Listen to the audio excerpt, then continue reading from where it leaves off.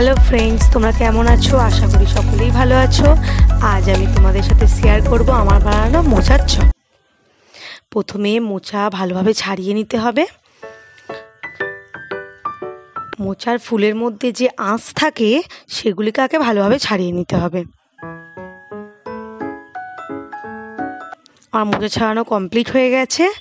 এবার এই মোচাগুলিকে অর্ধেক করে কেটে কড়াইয়ের মধ্যে সিদ্ধ করতে দিতে হবে।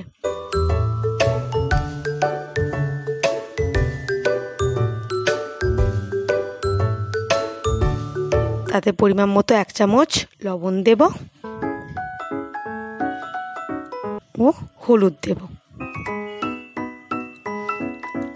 ভালোভাবে একটু নেড়ে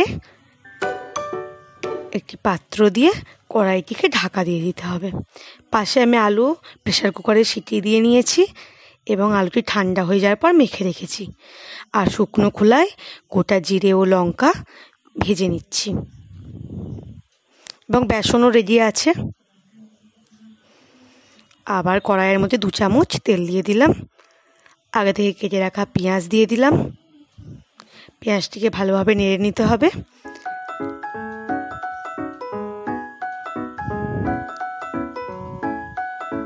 পেঁয়াজ ভাজা ভাজা হয়ে এলে তাতে রসুন কুচি ও আদার পেস্ট দিয়ে দেব।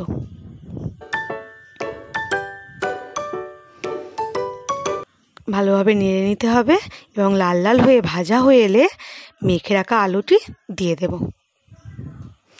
ভালোভাবে পেঁয়াজ আদা রসুনের সাথে আলুটি নেড়ে নিতে হবে। আলুটি সামান্য পরিমাণ ভাজা ভাজা হয়ে আসলে তাতে আগে থেকে ভেজে রাখা গোটা জিরে ও লঙ্কা গুঁড়িয়ে দিয়ে দিলাম। আবার ভালোভাবে নাড়িয়ে নেব। আরও ভালোভাবে ভাজা হয়ে এলে মিট মশলা যোগ করে দেব। সিদ্ধ করে রাখা মোচা ভালোভাবে হাতে করে মেখে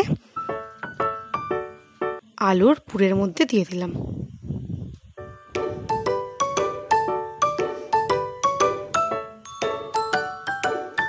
আলুর সাথে ভালোভাবে মোচাটিকে নেড়ে নিতে হবে যাতে ভালোভাবে মশলাটি তৈরি হয়ে যায়।